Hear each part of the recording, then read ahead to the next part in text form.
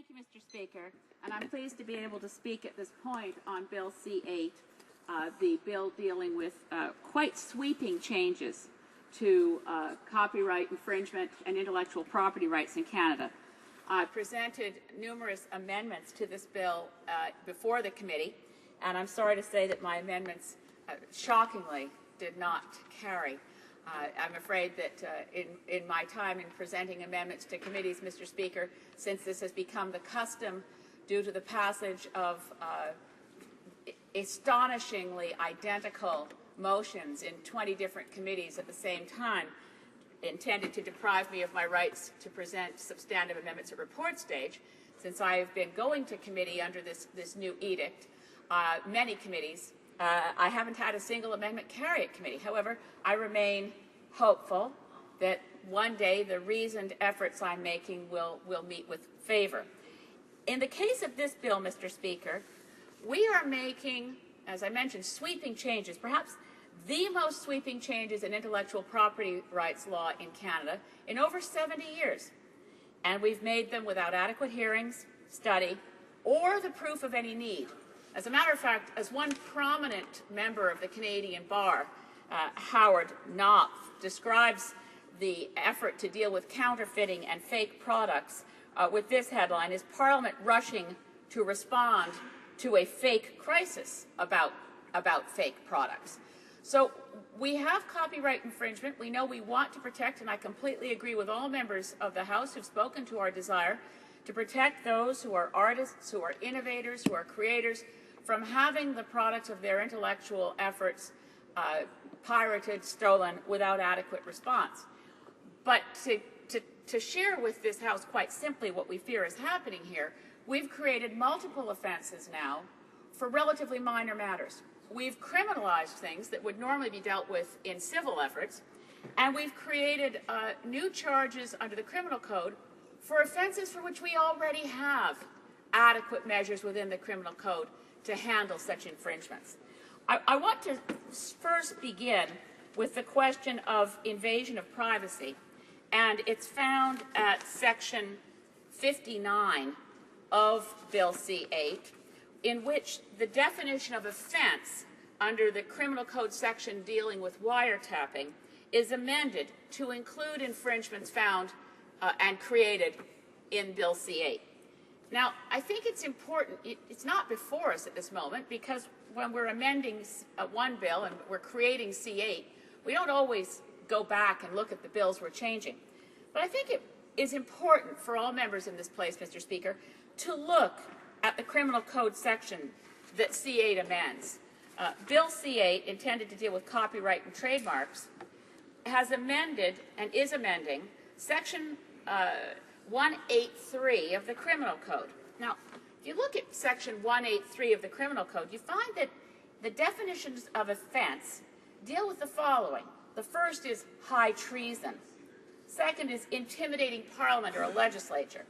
Third is sabotage, forgery, sedition, hijacking, endangering the safety of aircraft, offensive weapons, a breach of duty, using explosives. Now, into that category of offenses, which I think all members of this House, even those who don't have statutory interpretation training, will agree with me are offenses of a high order, significant, dangerous activities in the criminal code, for which we want to be able to have access to wiretap.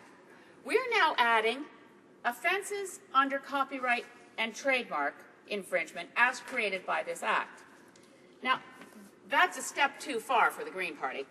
That means that we are going to be able to see the day that it's immediately on passage of C-8, that people who, for instance, in a number of fact settings that we certainly don't contemplate as dangerous, can have their phones wiretapped.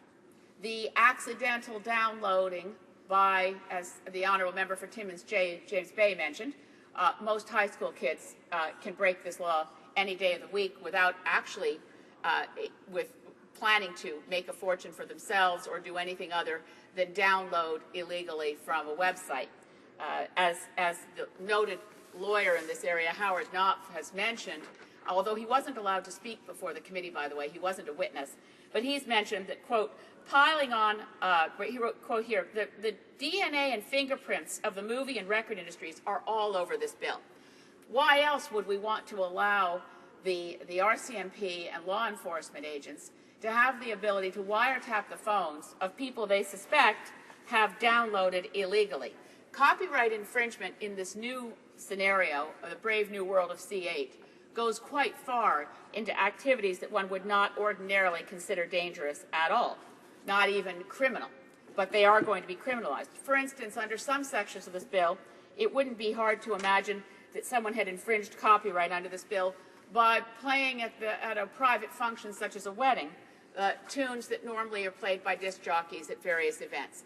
That could prompt a wiretap if they were so inclined. Now, these changes, as I mentioned, are quite sweeping, and I don't believe that the Canadian public is aware of what C-8 proposes to do, or the complexities and confusion that will be created by the way this act is structured.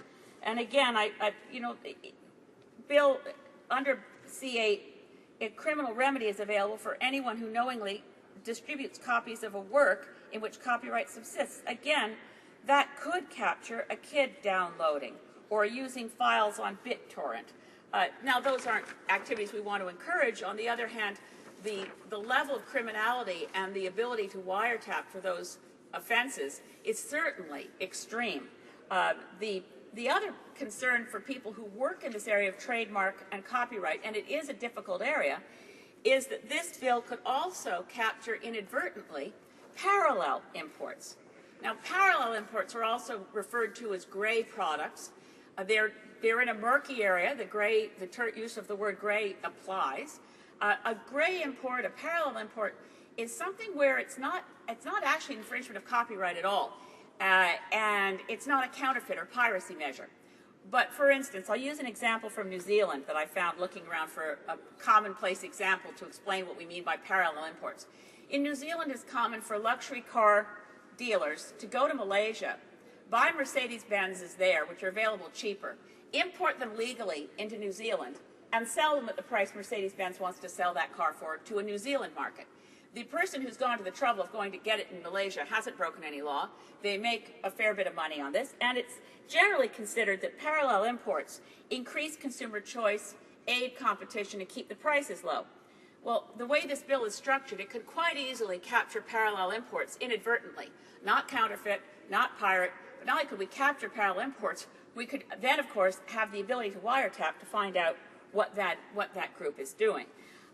This bill, Mr. Speaker, has so much wrong with it, and the failure to make efforts to make it more precise is only astonishing, again, when one considers that these are fundamental changes to our copyright law being pushed through without adequate time to consider the implications. Certainly a border guard, and this point was made earlier by the honourable member from Toronto High Park. How is a border official, I'm sorry, I misspoke. I think it was the honourable member for Hamilton. How could a border guard have sufficient grasp of this very complex area of international copyright law to distinguish between a parallel import and a counterfeit or pirated good? It simply is beyond the scope of even people who practice this area of law full time to make such a determination on the spot at the border. I'm going to, in closing, Mr. Speaker, because I know I have less than a minute, turn to the recommendations that Howard Knopp would have made had he been allowed to speak to committee. And I'm just going to cover them quickly. I'm going to quote from an article he wrote. Again, he wasn't allowed to speak to committee. And what he urged was that it is important that, quote, the numerous references apparently intended not to interfere with the free flow of parallel imports are inconsistent and present potentially serious drafting problems that require further study.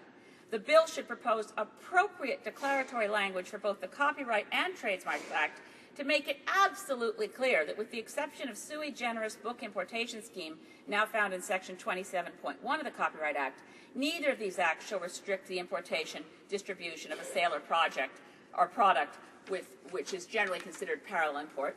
The second recommendation is that, quote, it would be mistaken and harmful to criminalize routine copyright and trademark infringement activity, and that there is no need to add additional criminal sanctions much less wiretap enablement provisions or any provisions that would authorize the warrantless search of travelers to determine whether they have infringing items in their baggage, etc.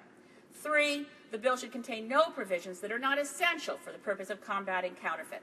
I believe I've run out of time at this point, Mr. Speaker. I do urge this place to accept that this bill will require massive amendments very soon. Thank you, Mr. Speaker.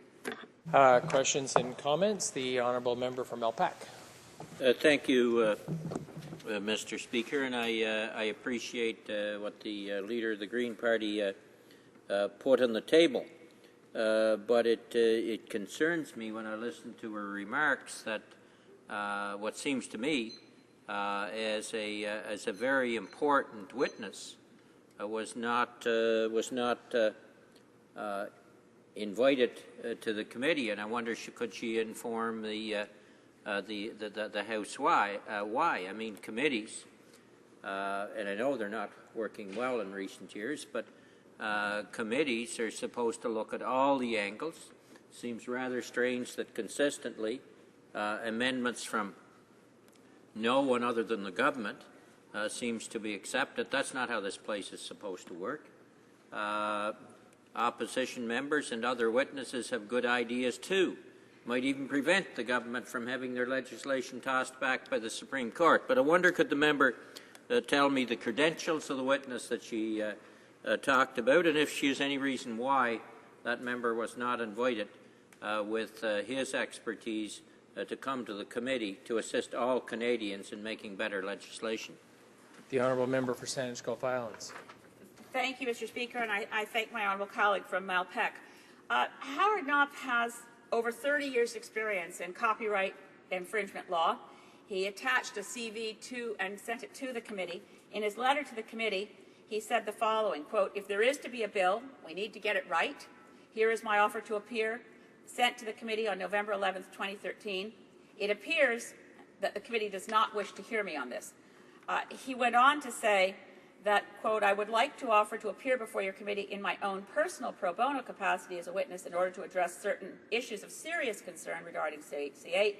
While the overall purpose of the bill is commendable, namely to reduce commercial counterfeiting and piracy, and the drafting shows very diligent work and great competence overall, the devil is in the details. And there are 50 pages of highly technical details in this instance, some of which have profound policy implications." He closed with a PS, Mr. Speaker, which in light of the comments from the member from Malpeque are troubling. He wrote, "PS. Interestingly, the committee has heard both from Lauren Lipkus and his son David Lipkus, both of the same anti-counterfeiting law firm, in separate presentations that were presumably both much in favor of the legislation and presumably both advocating it go even further. But a committee that is rushing to judgment and refusing to hear testimony that it might not like, while hearing separate testimony from a father and son in the same law firm with the same focus, is really rather unusual, even by parliamentary committee standards."